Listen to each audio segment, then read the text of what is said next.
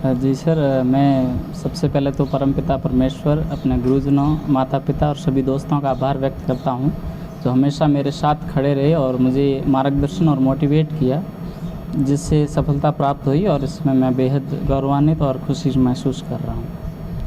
मेरा ये सफ़र 2016 में ग्रेजुएशन करने के साथ शुरू हुआ था। 2016 में मैं ग्रेजुएशन करने के पश्चात जयपुर गया था। उसके बाद में मैंने वहाँ रहकर 3 साल तैयारी की, जिसके परिणाम स्वरूप 2018 में मुझे 166वीं रैंक के साथ सफलता प्राप्त हुई। तो क्या रूटीन क्या रहता था वहाँ पे, किस तरह की पढ़ाई थी और क्या चीज़ें थी जिनको जो नेगेटिविटी वगैरह जो होती है उसको नज़दीक में आने देती थी, किस तरह रूटीन किस तरह? जिस नॉर्मली तो सबसे पहले चूँकि मैंने कोचिंग की तो नियमित क्लासेज अटेंड करता था।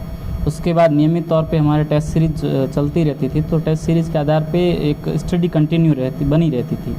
आपको मोटिवेट होने की आवश्यकता पड़ती नहीं यदि आप टेस्ट सीरीज़ रेगुलर ज्वाइन करते रहते हैं। यदि बीच में डीमोटिवेट होते हो तो आपके पास एक दोस्तों का एक अच्छा सर्किल होना चाहिए, जो आपको समय समय पर मोटिवेट करते रहते हैं और अपना जो लक्ष्य है उसके बारे में आपको बताते रहते हैं, ताकि आप अपनी राह पर डटे रहें, अपने लक्ष्य से भटकें नहीं। तो दोस्तों ने मुझे इस मामले में बेहद मदद की थी। वो क्या चीज़ थी जो इन लाखों यूथ में से आपको अलग करके आज इस मुकाम पे ले आई? जिस मेरे हिसाब से तो केवल और केवल निरंतरता थी। यदि हम एक ही लक्ष्य को मान के चलें, 2-3 लक्ष्य को एक जगह नहीं मान करके एक ही लक्ष्य, जैसे मैंने आरएस चुन लिया तो उसके बाद मैंने किसी भी भर्ती परीक्षा का कोई भी एग्ज़ाम नहीं दिया। बीच में मेरे सेकंड गेट, फर्स्ट गेट सारे एग्ज़ाम आए थे, लेकिन मैंने किसी भी एग्ज़ाम को अटेंड नहीं किया, केवल और केवल आरएस का ही किया। और टेस्ट सीरीज़ मैंने कभी भी नहीं छोड़ी। टेस्ट सीरीज़ की वजह से और निरंतरता बनी रहने की वजह से ही मुझे ये सफलता मिली। पहले का जो आरएस का पैटर्न था उसमें और आपने 2018 में जो उसमें काफ़ी चेंज हुआ, तो उसकी वजह से एजुकेशन जो रूटीन जो था उसमें चेंज करना पड़ा, ज़्यादा मेहनत करनी पड़ी या फिर बहुत आसान हो गया? जी सर, पहले वाले और बाद में केवल और एक बड़ा बदलाव तो मैथ्स का हटना था, क्योंकि मैं मैथ्स बैकग्राउंड था तो मेरे लिए एक नया था, क्योंकि लेकिन इसमें परिवर्तन के बाद एक अच्छी चीज़ ये थी कि जो नए सब्जेक्ट जुड़े हैं, एथिक्स वगैरह, खेल और ये वो सबके लिए नए थे। जो सिलेबस में बदला हुआ वो किसी के लिए ऐसा नहीं है कि वो उसमें एक्सपर्टाइज थे। और आरएस में एक विषय नहीं होकर के बहुत सारे विषय हैं, तो आपका किसी एक विषय में एक्सपर्टीज़ होना सफलता का पैमाना नहीं है। तो आपको सभी विषयों की अच्छी तैयारी करनी पड़ती है। तो नए बदलाव के बाद में मुझे नहीं लगता कोई परेशानी हुई, जबकि सिलेबस के अनुसार जो था उसी के अनुसार तैयारी की थी। आजकल के यूथ की बात करें जो राजस्थान प्रशासनिक सेवा का गोल लेके चलता है, लेकिन बीच में रीट आती थी, रीट देती, थर्ड ग्रेड आती थी, थर्ड ग्रेड, उन लोगों के लिए आपका क्या कहना है?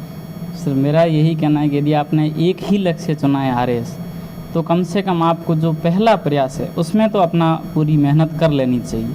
यदि पहले प्रयास में नहीं होता है तब आप अन्य विकल्पों पर विचार कर सकते हैं कि एक बैकअप ऑप्शन के रूप में तैयारी करें किसी अन्य एग्ज़ाम। आप एग्ज़ाम दीजिए अन्य भर्तियों के, लेकिन आपका जो मेन टारगेट है वो एक ही भर्ती होना चाहिए, तो उससे आपकी जो सफलता का दायरा है वो बहुत नज़दीक आ जाता है। आप जैसे कह रहे हैं कि आपने कोचिंग किया, उससे बहुत ज़्यादा मार्गदर्शन मिल गया। अभी कोविड के जो हालात हैं उसमें ना तो कोचिंग सेंटर खुले हैं, ना कुछ लैंग्वेज खुली है, तो ऐसे में यूथ जो है वो तैयारी कैसे करें? सर, एक तो जैसे कोई कोचिंग ज्वाइन ही करना चाहता है तो उसके लिए ऑनलाइन प्लेटफॉर्म अवेलेबल हैं बहुत सारे, लेकिन इसके बावजूद वर्तमान में जो युवा अफसर पहले से चयनित हैं, आरएएस, आरपीएस, जो आईएएस प्रशासनिक अधिकारी, वो हर समय मेरे हिसाब से नए युवाओं के लिए मार्गदर्शन के तौर पर तैयार ही रहते हैं। जब भी उनसे आप किसी भी प्रकार की मदद मांगिए, किसी भी प्रकार का मार्गदर्शन मांगिए, वो हमेशा मार्गदर्शन को तैयार रहते हैं।